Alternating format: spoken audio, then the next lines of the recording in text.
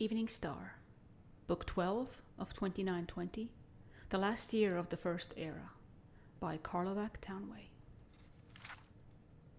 1 Sun's Dusk, 2920, Balmora, Morrowind.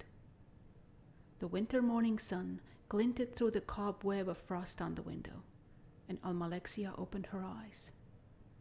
An ancient healer mopped a wet cloth across her head, smiling with relief. Asleep in the chair next to her bed was Vivek. The healer rushed to a side cabinet and returned with a flagon of water. "How are you feeling, goddess?" asked the healer. "Like I've been asleep for a very long time," said Almalexia. "So you have. 15 days, said the healer, and touched Vivek's arm. "Master, wake up. She speaks." Vivek rose with a start, and seeing Almalexia alive and awake, his face broke into a wide grin. He kissed her forehead and took her hand. At last there was warmth again in her flesh. Almalexia's peaceful repose suddenly snapped. "Sothasil?" "He's alive and well," replied Vivek. "Working on one of his machines again somewhere. He would have stayed here too, but he realized he could do you more good working that peculiar sorcery of his." The Castellan appeared in the doorway. "Sorry to interrupt you, Master, but I wanted to tell you that your fastest messenger left late last night for the Imperial City." "Messenger?" asked Almalexia. "Vivek, what has happened?" "I was to go and sign a truce with the Emperor on the 6th, so I sent him word that it had to be postponed." "You can't do me any good here," said Almalexia, pulling herself up with effort. "But if you don't sign that truce, you'll put Morrowind back to war, maybe for another 80 years. If you leave today with an escort and hurry, perhaps you can get to the Imperial City only a day or two late." "Are you certain you don't need me here?" asked Vivek. "I know that Morrowind needs you more." 6 Sun's Dusk, 2920, The Imperial City, Cyrodiil. The Emperor Riemann III sat on his throne, surveying the audience chamber. It was a spectacular sight. Silver ribbons dangled from the rafters, burning cauldrons of sweet herbs simmered in every corner. Piandonian swallowtails swept through the air singing their songs. When the torches were lit and servants began fanning, the room would be transfigured into a shimmering fantasy land. He could smell the kitchen already, spices and roasts. The potentate Versidouche and his son Savirian Chorak slithered into the room, both bedecked in the headdress and jewelry of the Tseski. There was no smile on their golden face, but there seldom was one. The Emperor still greeted his trusted advisor with enthusiasm. "This ought to impress those savage dark elves," he laughed. "When are they supposed to arrive?" "A messenger's just arrived from Vivek," said the potentate solemnly. "I think it would be best if your Imperial Majesty met him alone." The Emperor lost his laughter, but nodded to his servants to withdraw. The door then opened, and the Lady Corda walked into the room with a parchment in her hand. She shut the door behind her, but did not look up to meet the Emperor's face. "The messenger gave his letter to my mistress," said Riemann, incredulous, rising to take the note.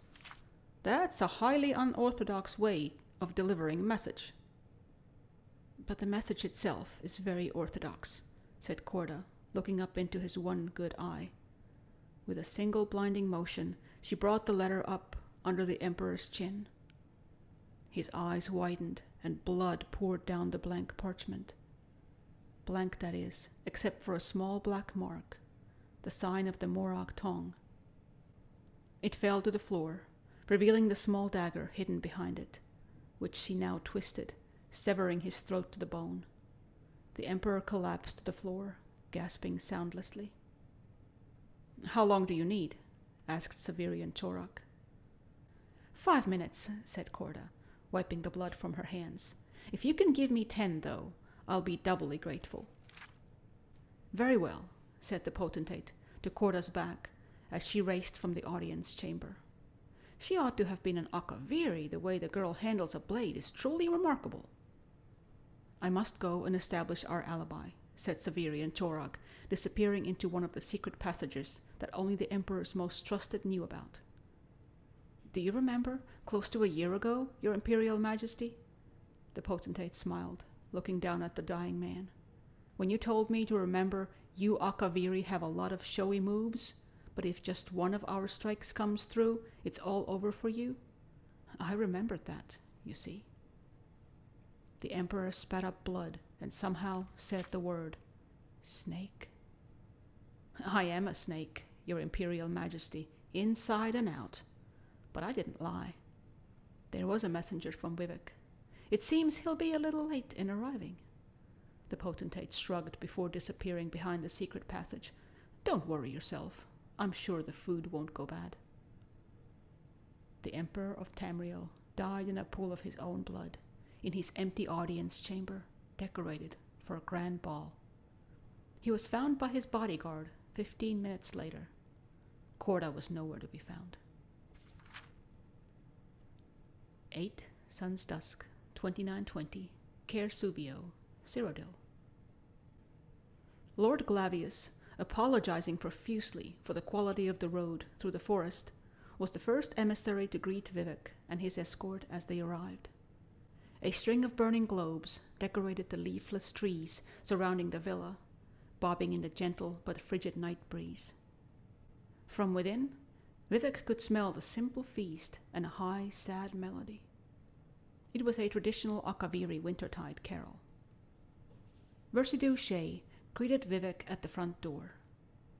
I'm glad you received the message before you got all the way to the city, said the potentate, guiding his guest into the large, warm drawing room. We are in a difficult transition time, and for the moment it is best not to conduct our business at the capital. There is no heir? Asked Vivek. No official one, though there are distant cousins vying for the throne. While we sort the matter out, at least temporarily, the nobles have decided that I may act in the office of my late master. Versidu Shea signaled for the servants to draw 2 comfortable chairs in front of the fireplace. Would you feel most comfortable if we signed the treaty officially right now, or would you like to eat something first? You intend to honor the Emperor's treaty? I intend to do everything as the Emperor, said the potentate. 14 Sun's Dusk, 2920, Tellarune, Morrowind. Corda, dusty from the road, flew into the Night Mother's arms. For a moment they stayed locked together, the Night Mother stroking her daughter's hair, kissing her forehead. Finally, she reached into her sleeve and handed Corda a letter. What is it? Asked Corda. A letter from the potentate expressing his delight at your expertise, replied the Night Mother. He's promised to send us payment, but I've already sent him back a reply. The late Empress paid us enough for her husband's death. Mephala would not have us be greedy beyond our needs. You should not be paid twice for the same murder, so it is written. He killed Rija, my sister, said Corda quietly. And so it should be that you struck the blow. Where will I go now? Whenever any of our holy workers becomes too famous to continue the crusade, we send them to an island called Vunura. It's not more than a month's voyage by boat, and I've arranged for a delightful estate for your sanctuary. The Night Mother kissed the girl's tears. You meet many friends there, and I know you will find peace and happiness at last, my child. 19 Sun's Dusk, 2920, Mournhold, Morrowind. Almalexia surveyed the rebuilding of the town. The spirit of the citizens was truly inspirational, she thought, as she walked among the skeletons of new buildings, standing in the blackened, shattered remains of the old. Even the plant life showed a remarkable resilience. There was life yet in the blasted remains of the combberry and ruebrush shrubs that once lined the main avenue. She could feel the pulse. Come springtide, green would bolt through the black. The Duke's heir, a lad of considerable intelligence and sturdy Dunmer courage, was coming down from the north to take his father's place. the land would do more than survive. It would strengthen and expand. She felt the future much more strongly than she saw the present. Of all the things she was most certain of, she knew that Mournhold was forever home to at least one goddess. 22 Sun's Dusk, 2920, the Imperial City, Cyrodiil. The Cyrodiil line is dead, announced the potentate to the crowd gathered beneath the speaker's balcony of the Imperial Palace. But the Empire lives.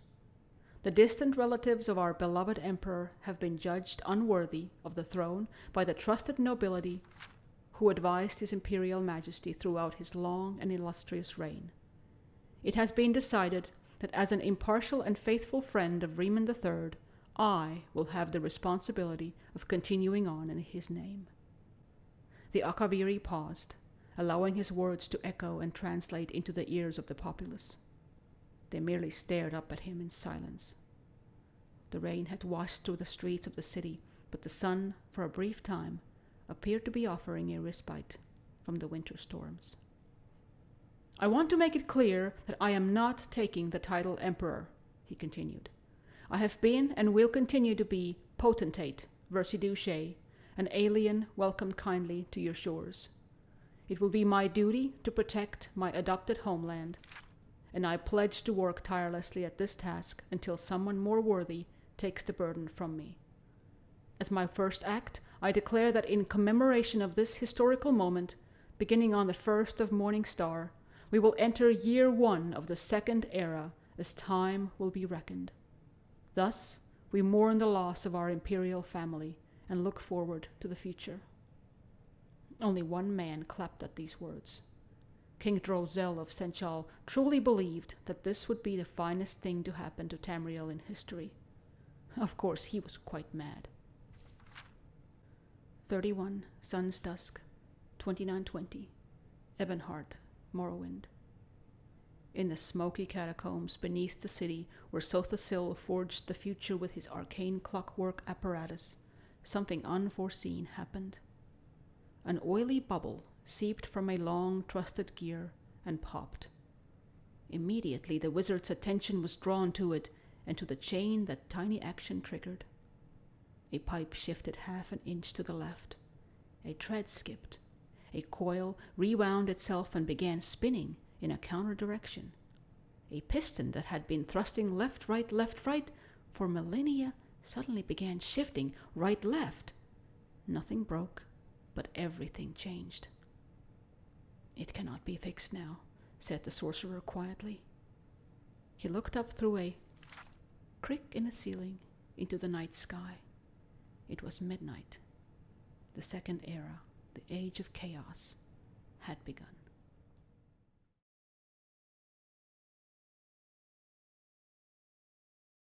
"5 minutes, said Corda, wiping the blood from her hands. If you can give me 10, though, I'll be Dudley.